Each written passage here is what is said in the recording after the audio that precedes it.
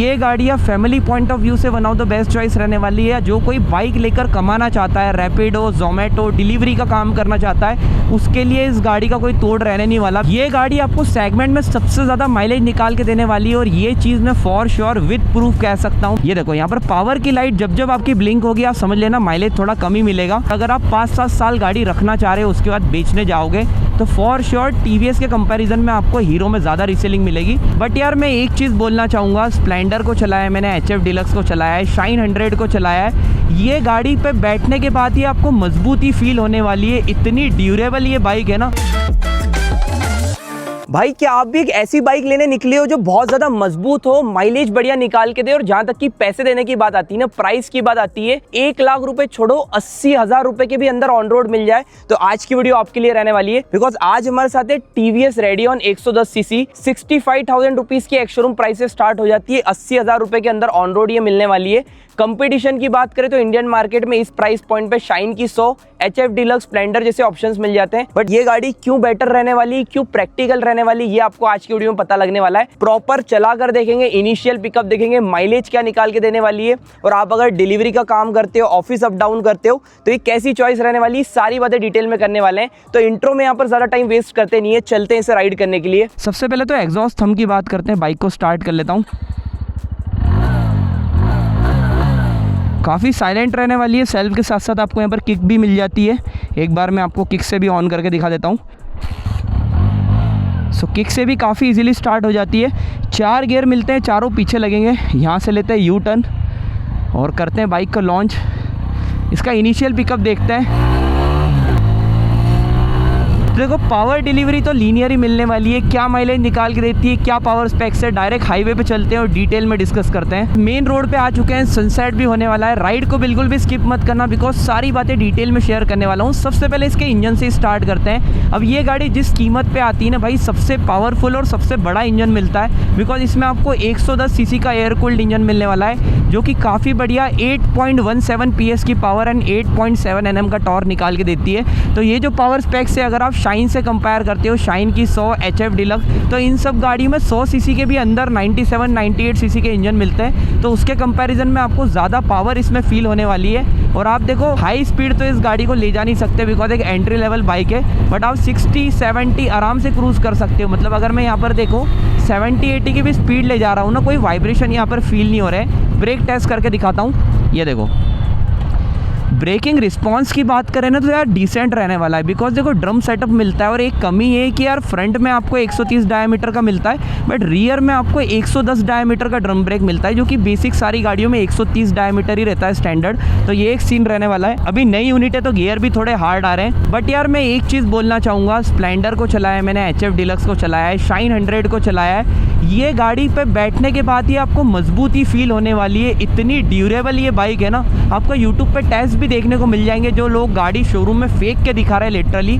मतलब ये मास्क को भी आप हाथ लगाओगे ना भाई, इतना ज़्यादा भारी फील होने वाला है। ये 10 लीटर का टैंक भी इतना ज़्यादा मजबूत है। तो कहीं ना कहीं इस सेगमेंट में सबसे अच्छी बिल्ड क्वालिटी वाली बात करोगे तो रेडियन आपको प्रोवाइड करती है। सस्पेंशन की भी बात करें, फ्रंट में टेलीस्कोपिक मिलते हैं, रियर में ट्विन शॉक एब्जॉर्वर्स है, बढ़िया तरीके से रिस्पॉन्ड कर रहे हैं। अब अगर कंपटीटर की बात करें तो यहाँ पर आप चेक कर लो, टीवीएस स्पोर्ट्स है, जो कि इससे कम कीमत में मिल जाती है। थोड़े पैसे बढ़ा के आपको टीवीएस स्टार सिटी मिल जाएगी, बट वो दोनों गाड़ियाँ थोड़ी स्पोर्टी डिज़ाइन में मिलती है। बट ये गाड़ियाँ फैमिली पॉइंट ऑफ व्यू से one of the best choice रहने वाली है। जो कोई बाइक लेकर कमाना चाहता है, रैपिडो, जोमेटो, डिलीवरी का काम करना चाहता है, उसके लिए इस गाड़ी का कोई तोड़ रहने नहीं वाला। बिकॉज 2-3 एडवांटेज है जो मैं आपको बिना टाइम वेस्ट करे बता देता हूँ। सबसे पहला एडवांटेज बन जाता है 180 mm का ग्राउंड क्लियरेंस, जो कि कंपटीटर से सबसे ज़्यादा रहने वाला है। पहला फ़ायदा ये हो गया। दूसरे एडवांटेज की बात करें, सिर्फ 780 mm की सीट हाइट है। अब जो टॉल हाइटेड है उनके ऊपर ये गाड़ी अच्छी लग रही है कि नहीं, आई डोंट नो, बट जितने एवरेज इंडियन राइडर्स है, अगर हम बात करें 5 फुट 2 इंच से लेके 5 फुट 7 इंच 8 इंच, वो लोग इस गाड़ी को बहुत ही कंफर्टेबल चला लेंगे। और सीट की हाइट तो 780 mm है, बट बैठने के बाद और भी अंदर हो जाती है, तो ये एक फ़ायदा रहने वाला है। और ओवरऑल चलाने का फील तो है, रिफाइंड इंजन ये रहने वाला है। बाकी वहीं HF डिलक्स की बात करें, शाइन की बात करें, उनकी सीट हाइट भी ज़्यादा रहने वाली है। वेट की बात करें, सिर्फ 113 किलो का वेट है, बहुत ही लाइट वेट बाइक रहने वाली है। इसे लीन करके चलाने में कोई भी इशू नहीं आता है। और हैंडल भी आप इसका देखोगे ना, काफ़ी अपराइट है। मतलब आप अगर लॉन्ग राइड्स कर रहे हो तो एकदम बैठ के कंफर्टेबल राइड कर सकते हो। बाकी यहाँ से यू टर्न लेंगे, थोड़ी ख़राब सड़क मुझे मिल नहीं रही है, बट यहाँ मैं कहीं चलाकर दिखाऊंगा और वहाँ पर ब्रेकिंग करके देखेंगे। बिकॉज जितनी एंट्री लेवल बाइक से भाई इंडियन मार्केट में कंपनी को ABS देना चाहिए, जो कि आता नहीं है। अब देखो मैं आपको एक बार रियर ब्रेक की बाइट दिखा देता हूँ। रियर ब्रेक पे आप रिलाई नहीं कर सकते, फ्रंट और रियर आपको दोनों साथ में ही दबाना पड़ेंगे। टर्निंग रेडियस की बात करें, कोई कॉम्प्रोमाइज़ नहीं है, बढ़िया तरीके से टर्न कर सकते हो। और बाकी ये लेन तो बहुत पतली है, यहाँ पर रिस्क मैं लूँगा नहीं। वर्डिक के लिए भी आप वेट करना, बिकॉज वहाँ पर मैं आपको सारी चीज़ें डिटेल में बताने वाला हूँ। और सबसे बड़ा एडवांटेज इस गाड़ी का कैसे भूल सकते हैं, इंडियन मार्केट में गाड़ी मानी अपने माइलेज के लिए जाती है। पहले तो यहाँ पर देख लो भाई, कोई बीच में आए ना, बिकॉज ABS मिलता नहीं है। फ्रंट में 2.75 R18 इंच के टायर मिलते हैं, रियर में 3 R18 इंच के टायर मिलते हैं, मतलब आप समझ लो 80 सेक्शन के आसपास टायर है। ये गाड़ी आपको सेगमेंट में सबसे ज़्यादा माइलेज निकाल के देने वाली है, और ये चीज़ मैं फॉर श्योर विद प्रूफ कह सकता हूँ। बिकॉज मैंने शोरूम से लास्ट ईयर भी वीडियो बनाई थी, तो वहाँ 2-3 कस्टमर्स थे, साथ ही में 1-2 स्टाफ वाले बंदे थे, उनके पास ये बाइक थी। तो मैंने पूछा था, तो भाई उन्होंने बोला था 70 से 75 का माइलेज आराम से निकाल के देती है। उसके लिए देखो यार, आपको इस गाड़ी को प्यार से चलाना पड़ेगा।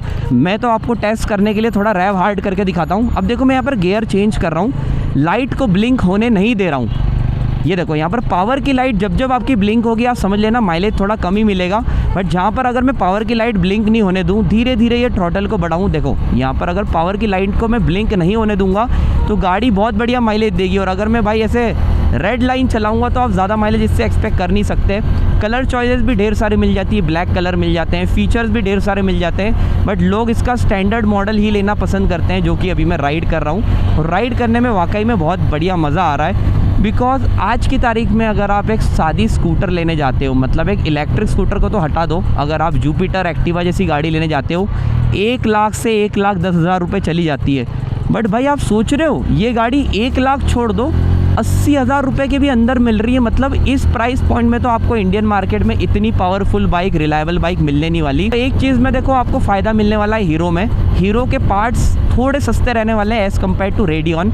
और अगर आप 5-7 साल गाड़ी रखना चाह रहे हो, उसके बाद बेचने जाओगे, तो फॉर श्योर TVS के कंपैरिजन में आपको हीरो में ज़्यादा रीसेलिंग मिलेगी।